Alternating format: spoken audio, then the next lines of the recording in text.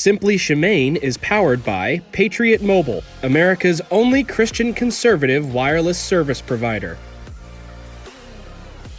Welcome back to Simply Shemane. Today is part 2 of my interview with Eros Mackey from Adaptive Ops, which is a 501c3 organization to rescue human trafficking victims. Now, in last week's show, we kind of cut it off because there was so much information that Eros had to share with us. And he was just about to tell us why it's so important that we find victims within the first 24 hours that they go missing.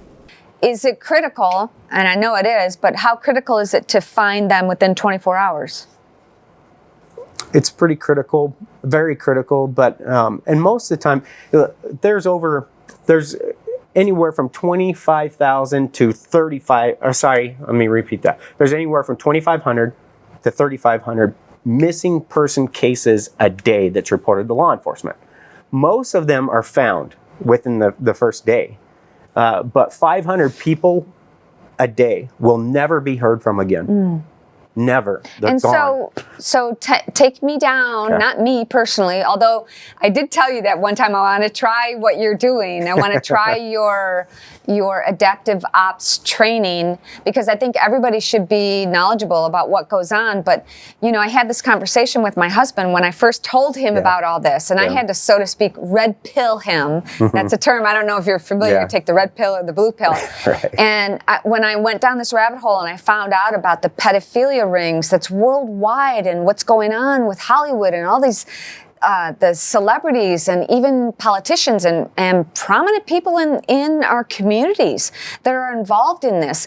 And my husband said, why can't I get some of my buddies like Marcus Luttrell, Mark Geis, and all these badass guys, why can't we just go rescue them? Which is what you do. Right. But tell us what you told me before. Now, it's not like we're kicking doors in to go get these victims and turn them into survivors of human trafficking. It's not happening like that because the traffickers are very professional. They know how to not provide probable cause. They know how to make it so that they're using their cover. They're very wise to their craft, and they're evolving too. And that's why there's that evolution in there. But when it comes to actually locating and finding a child or just a missing person in general, understanding the criminal procedure process is the most important thing dealing with this in the United States, because there are constitutional protections, there are natural personal privacy rights and things like that you can't do. You can't just grab somebody and take them. Yeah. So what do? You get that call and you find somebody, you locate it, you know they're in this house. What do you do? Well, I taught criminal justice for a couple years, and so I understand that criminal procedure process. And so I treat every case like a crime scene, because it is a crime scene. Yeah. And so I'm establishing the evidence. If it comes to a situation where, all right, I really don't talk about this too much, but I said we don't really kick in doors. Or there was one time where I did find it was a girl that was kidnapped, and I located her in another state. And when I contacted law enforcement, I let them know what was going on. But even though this girl was listed on NCIC, they didn't feel like that they had probable cause to enter the residence. But myself, as a private investigator, I went through and figured out who owned the residence and discovered they were squatting in that particular residence. And then I got the permissions to enter. And so I let law enforcement know, hey, I've got the probable cause. And they said, well, you lead the stack then. and that was part of the, if we didn't have a tactical element in our training, then I would never have been able to assist in that kind of a direction. And we did breach that door, and and went in, and we knew that that particular man had a firearm, because I'd figured out who he was. And so I'm really trying to answer your question. I know, I told you before we went on, if there's anything I ask you that you can't answer or don't want to, let me know. Yeah, but basically how I track down the lost is I figure out who has them. And then I have to get into the mind of who that person is. And then I know everything about them. In fact, most of the time when I locate a human trafficking victim or a missing person like that, when I see the perpetrator, do you just not want to? I feel like I know them. Oh. I feel like I know them, like some kind of wayward family member. Because, and I mean, this is kind of a harder part to talk about. People don't really understand this, but you've done so much research. Yes. Right? Mm-hmm. But that's how I find. Yeah. That's how I find. And how often, when you find these kids, women and children, and even some men, how often are the perpetrators locked up, or how often do they get let loose? Okay, so this is an area of countering human trafficking that is completely misunderstood out there. Prosecution is pretty rare. Having charges filed, arrests made, that happens. That does happen.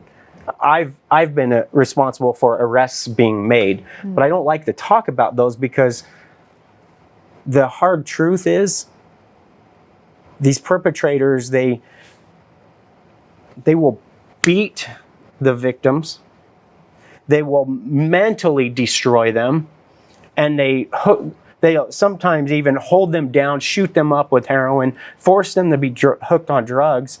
If you come back to the criminal procedure process now this person is not that great of a witness, because they're so traumatized and mentally they might change their story, or they might imagine it different than what it actually happened, and they can go back and forth, or they just might start experiencing withdrawals and decide, you know what, I'm not worth anything. I need to go back where I was and apologize for what I did. And now law enforcement don't have a case against a witness anymore. And so that is quite common. It's really hard for law enforcement. Law enforcement they do a great job they're doing the very best they can. But their job is to start the criminal procedure process for somebody. Yeah. And so most of the time I'm focusing on connecting families. Because that's the hardest part about my work. And to answer your question, how do I handle it? How do I deal with it? There's no real way, there's no magic to just, that's gone now. But I find that going home, making sure that my own family nucleus is peaceful and happy, and we serve, we volunteer and donate our time. And I find service helps a lot in that aspect. And then just simply recognizing that never forgetting the human element, even the human element of the trafficker, because that trafficker was one day a little boy or a little girl that woke up in the morning hungry. In fact, they all, even now, they're going to wake up in the morning and they're hungry, or they get fatigued, they have hopes, they have dreams. They all do. And so the best way to describe what's happening out here is that human trafficking is broken sons and daughters of God breaking other sons and daughters of God. And unfortunately, human trafficking is growing at a rate like this. Those of us who are countering it are growing more like this. And I think it's people don't really understand that, we do have a safe model for people to be able to get involved. I've been doing this long enough that if somebody wants to get involved, I can train them up and get them in the field with us. You could actually be out on the streets safely, or You could, just be publicizing that you are an adaptive ops advocate. You're an ambassador with adaptive operations, or you support Eros in the work that we're doing. We know how to do this to where retaliations aren't happening against you. We know how to do it so that we can stay safe in the work. And we need your help. We desperately need it. We've saved a lot of lives. Lives are literally being saved. But our greatest limitation is resources. And I have a pretty good sized team that's growing, and each person has been trained to be able to go out and do what I'm doing. I mean, late last night working here in Dallas. I'll be out again tonight. But each one of these people, I've trained them so that they can go and do that same thing. And even if they go join other counter-human trafficking efforts or teams, they're trained to be able to just jump right in and help. And that's what my vision was from the beginning, is to create a platform where multiple organizations can all come together and fight this beast, because it's big and it's powerful. And then you touched on the Hollywood thing. Okay. So many people have been contacting me. What's going on with the Wayfair or Q or adrenochrome and all these?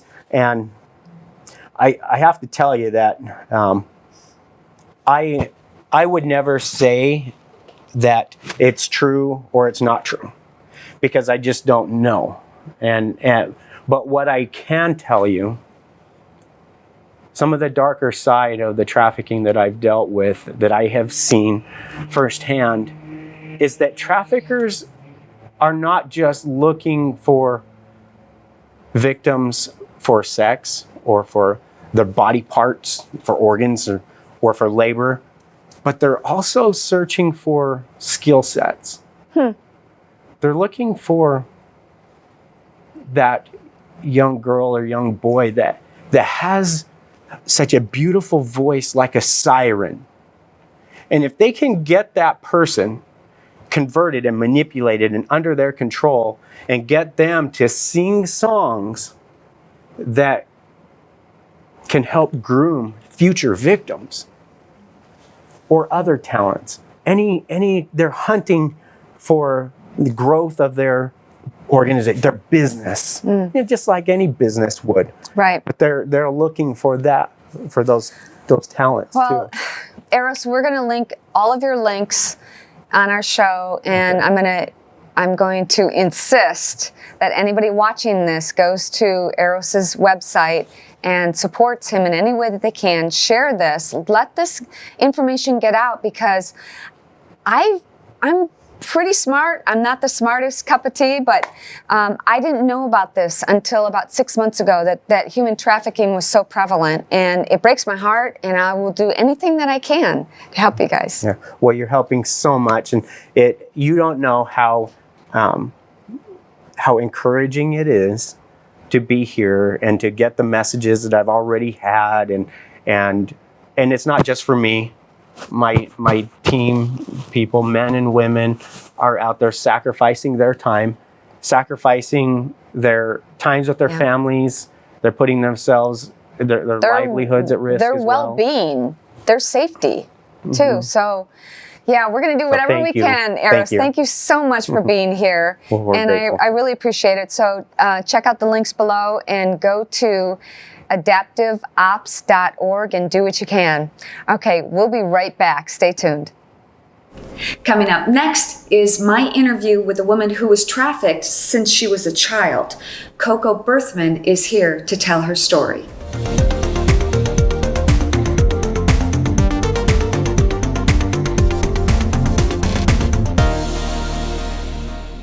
You know, there's a lot of discussion on when students should return to the physical classroom and how virtual learning will get optimized, all that.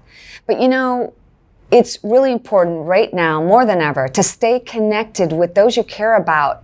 And why not Get your wireless service from someone that shares your values. You know, Patriot Mobile is America's only Christian conservative wireless service provider. They have a huge promotion going on right now. So call right away to get their school days promotion. From now until September 12th, you can get a free phone or get a month free. That's so cool. You can build your own bundle with multi-line discounts. You can also get free activation and a free gift. And best of all, your school days dollars also support Students for Life, a nonprofit group that helps educate teens and young adults on pro-life choices. Call 972-PATRIOT or go to patriotmobile.com/Shemane. By the way, it's worth noting that Patriot Mobile was just rated #1 in customer satisfaction among all wireless providers. They have dependable nationwide 4G LTE networks, and all plans include unlimited talk and data. They have high-value, commitment-free plans to fit any budget.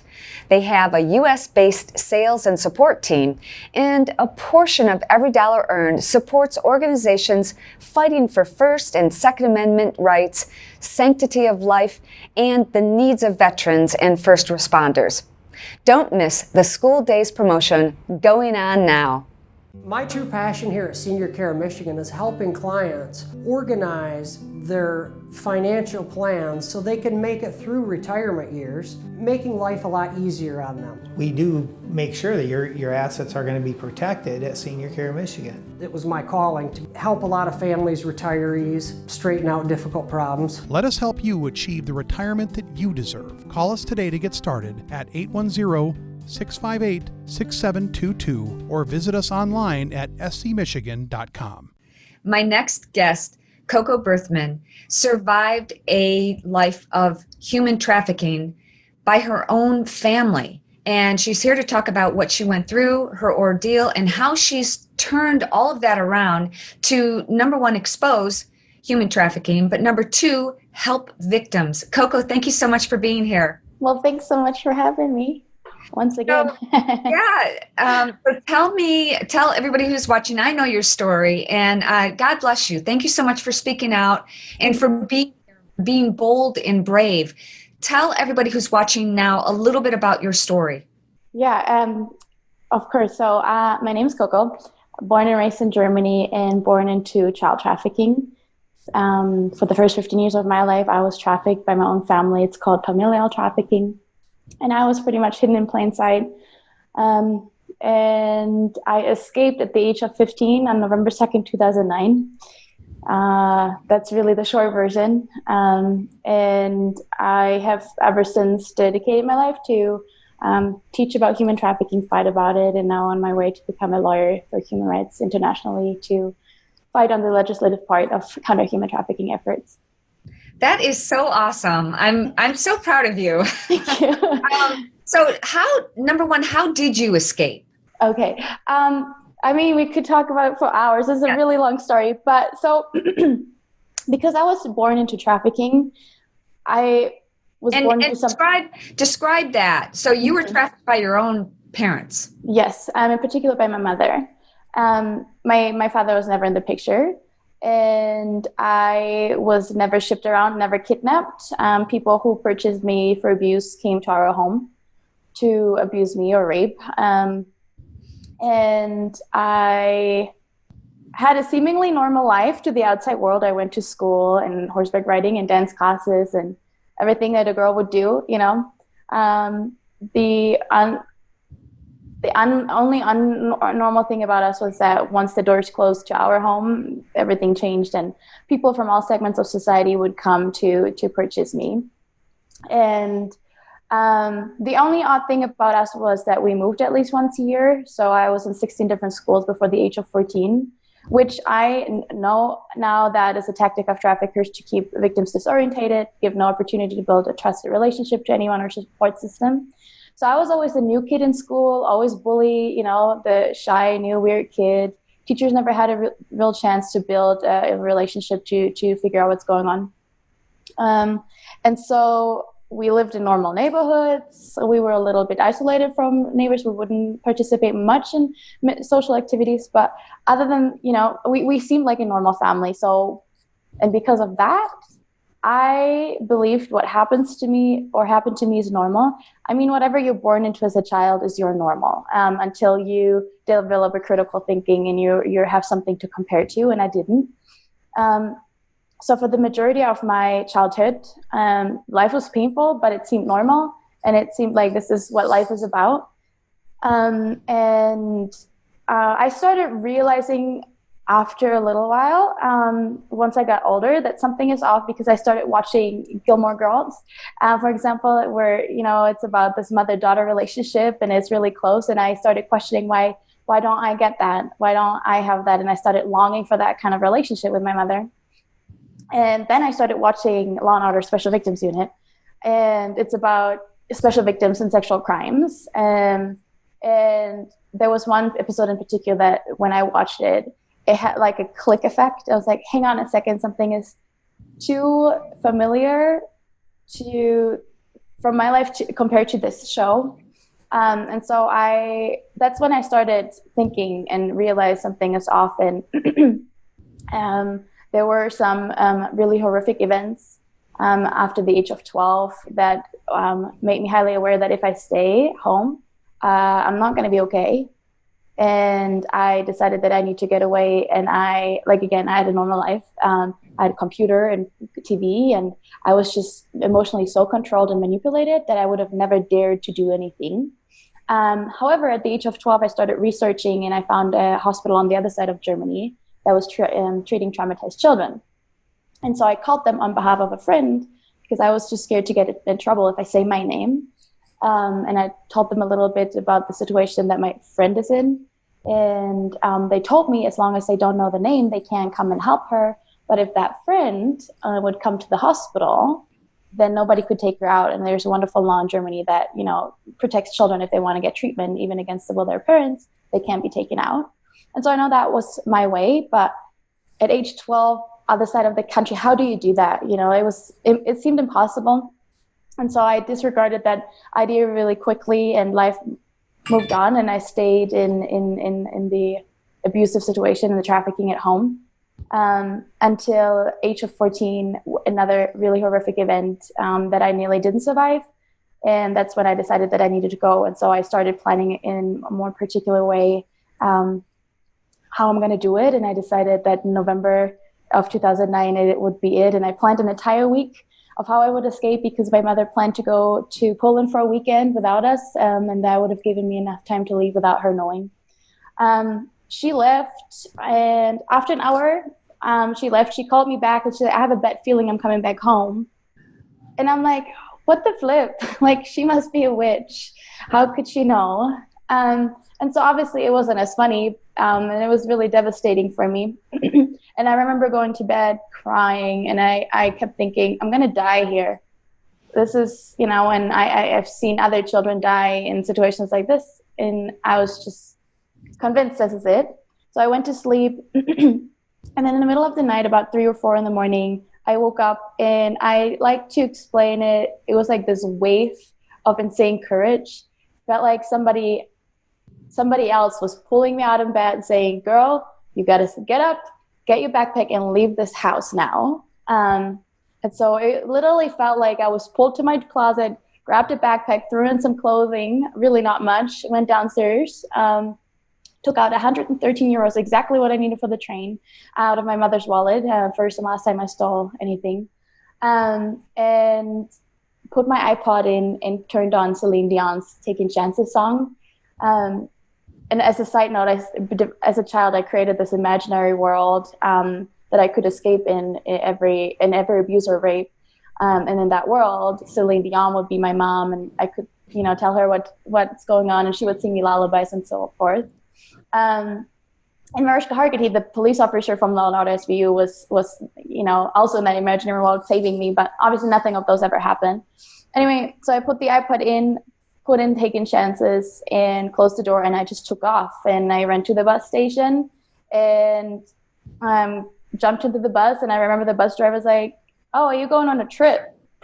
And I said, no, I'm running away from home. And he looks at me, he's like, well, do I have to call the police? And I, in total disbelief, look at him, he's like, well, if you call the police, I can't run away from home. Duh. And so he's like, you got a point. And so he let me go. And I made it to the train station, jumped into the train. Super stressful day. That was November 2nd, 2009. I had to change the train in Frankfurt main station. And in Germany, train stations are madness, and Frankfurt especially. And I remember thinking when I changed the train, in all those shows, all the bad guys throw away their phones so they can't be tracked. So I was like, okay, buy a phone, and I threw it away. And so I made it to the next train, made it to the city, and made it to the hospital, and was admitted right away into the normal station because I was in really bad condition, malnourished, bruised. I just needed a lot of help and attention medically. You needed a lot of TLC. Yeah. So fast forward a little bit, if you will. I'm so glad that you were bold and brave and courageous, and you took that leap of faith, and it got you to here. It got you to where you are today, and now you're on a mission to bring awareness to the human trafficking.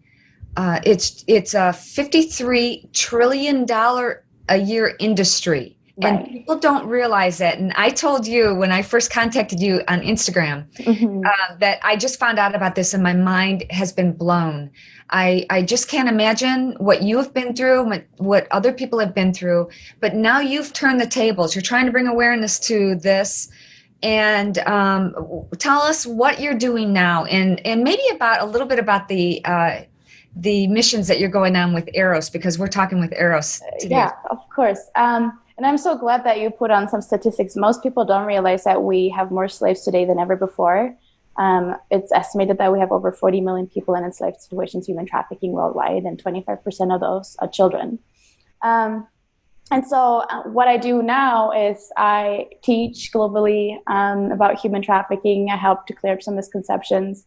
Again, I'm in school to become a lawyer, so I can help make some legislative changes worldwide. And I work with multiple organizations. I just started my own organization where we give scholarships for higher education for survivors of sex trafficking worldwide. But I'm also, with adaptive operations, Arrows, we go on undercover missions where we go in and rescue victims out of trafficking. I've been trained by Arrows. He's amazing. The team is amazing.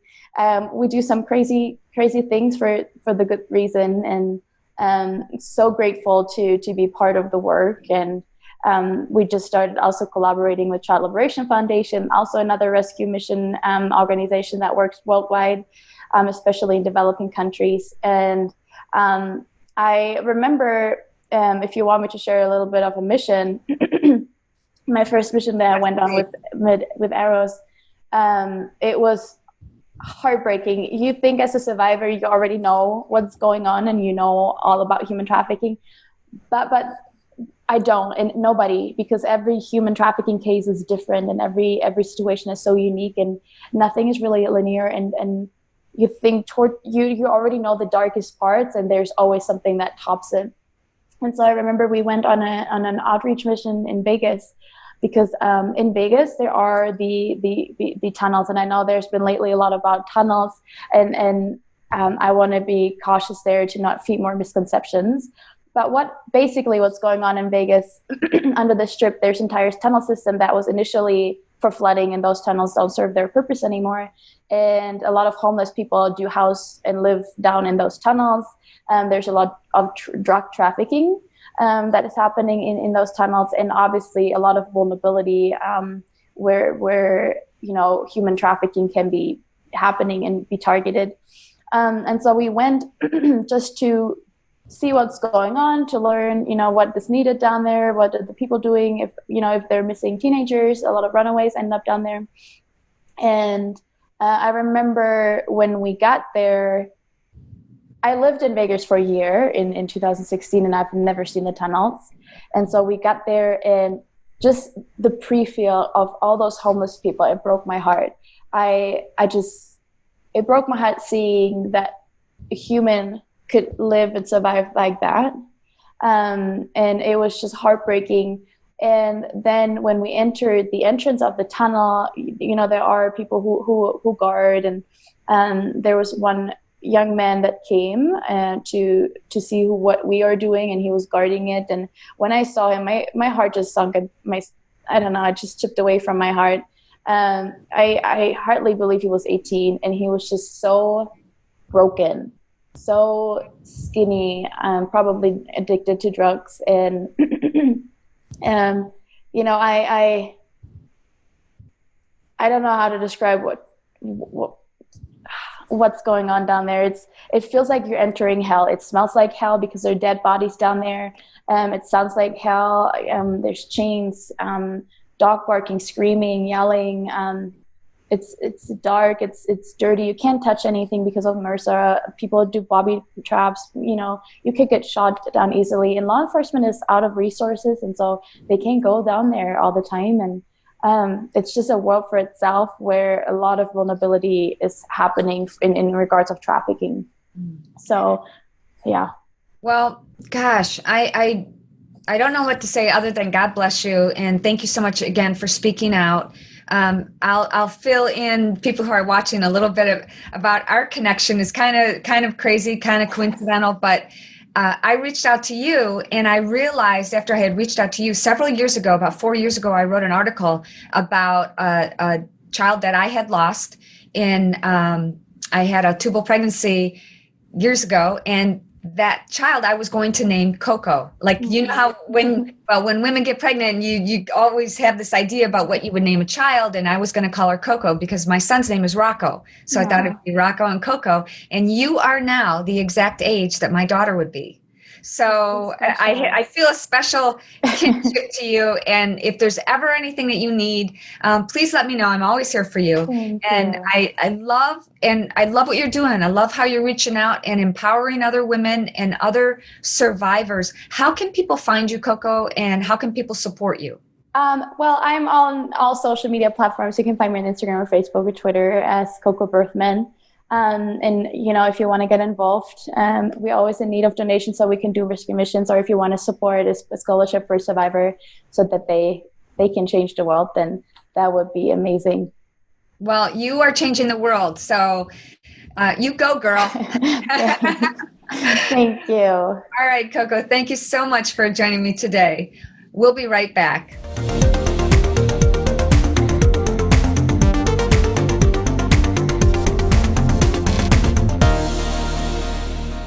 Patriot Mobile was built on the values of Americans.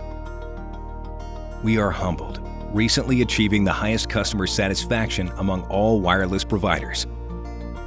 As America's only Christian conservative wireless service provider, you'll receive great performance, and we'll donate a portion of every dollar earned to support your values. Try a wireless company that really cares about you and your values. Call us today, mention Shemane, and get our best promotion. We've got Chad Prather. Chad, welcome. Hey guys, it's good to be with you. I'm back of the tour bus, and we're cruising all over Texas trying to get this sucker opened back up and all this coronavirus madness. Well, you're on your way down to Spring, Texas, as you are now back on the road performing for audiences. I know the last couple of months have been real tough for you. You hadn't been able to go out and do that. What does it feel like to be on a bus going to a live show now? It feels good, man, because here lately I've just been walking down the street like a homeless. Find someone. Well, you look good. Hey, listen, man, this is road life right here. This is what it looks like.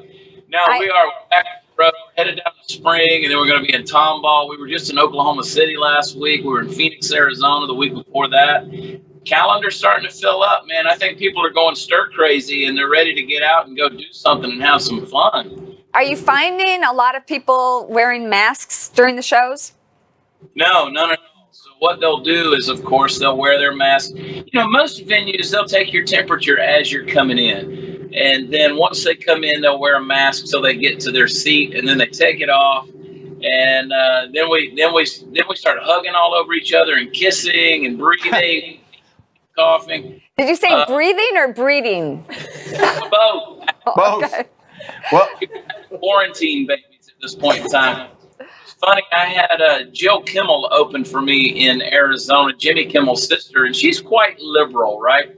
And she said, I almost didn't take this gig because I was talking to a comedian friend who told me, he said, you know you're going to get this coronavirus because everybody in that room are mouth breathers. well, when we walked on the set here, we took Shemane's temperature, and it came out, you're hot. I'm gonna say that. All right. I'm signing up for my stand-up comedian one day. Okay, I'm I signing think up for maybe that. you could open up for Chad. I'm auditioning right now. Hey, Chad, let's go ahead and address the elephant in the room. A couple weeks ago, you came out and said, you know what? I'd like to run for governor in the state of Texas. Let's confirm that right here, right now. Yeah, it's going to happen. Now, you used a term there that I don't know that I would use when you said I would like to. It's not something that I would like to do as much as I feel responsible to do it at this point. I was in South Dakota for the president's speech at Mount Rushmore. I'd spent a little time with Donald Trump Jr. that evening, had an extra glass of wine, and I got on Twitter, and the world went crazy around me. I said, I'm going to run for governor of Texas, and I meant it. I really did, because I never had this aspiration to do anything of that nature. But somebody has got to start this conversation. I don't know what's going on with Governor Abbott. I've always supported him, but something crazy is going on. So I'm gonna request an endorsement from the Nugent family.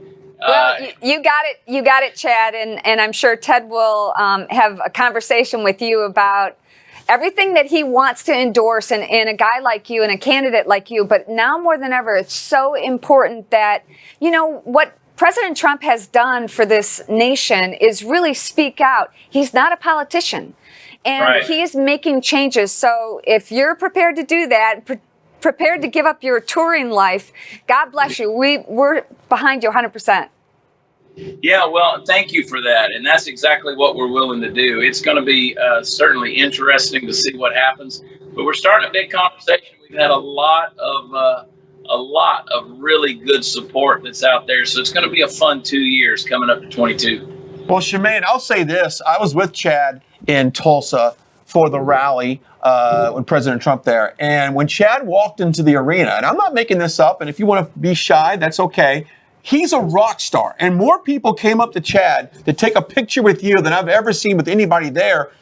Do you feel like you've got that groundswell of support already here in Texas and across the South that I think you can make a pretty good run at this thing, if not win it? Am I stretching a little bit early on this? You know, probably calling the race early, but it's certainly a long shot. But I will tell you this, people in America saw what Donald Trump did. They saw a guy who was willing to be non-PC and wasn't mandated to and dictated to by the media. So I'm that guy. You know, people say, man, you got skeletons in your closet. I said, they haven't been in my closet in 15 years. We're going to have a skeleton parade like Mardi Gras. It's not going to be a problem.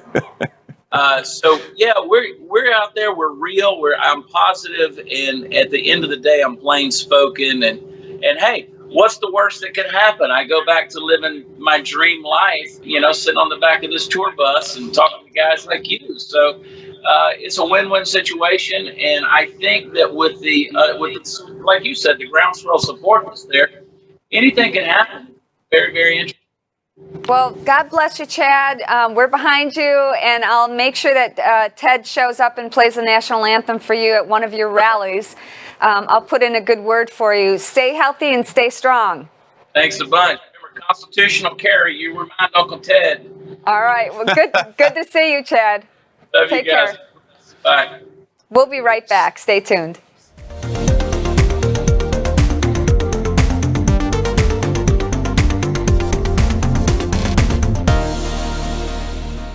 Our dogs are like family to us. Honestly, the highlight of my day is being able to spend time with them. No matter what kind of mood I'm in, bad hair, they don't care. And they always make me smile. Except, of course, when they don't feel good. Rough Greens is 100% natural, highly concentrated nutrition from fruits and vegetables with essential vitamins and minerals, probiotics, no GMOs, added corn, or artificial ingredients. And you know what? My dogs love it. I became a customer before they sponsored this show. If you want your dogs to have better joint health, better digestion, and more energy, add Rough Greens to their food and keep your furry friends a part of your family for a long, long time.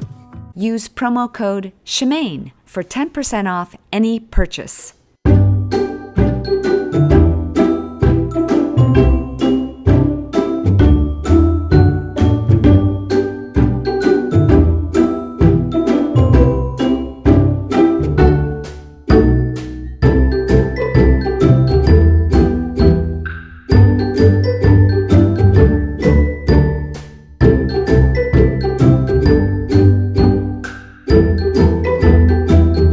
Thanks for watching Simply Shemane. I hope this brought you some much needed information to educate not only you, but your family and your friends as well. So share this show with someone who needs to know.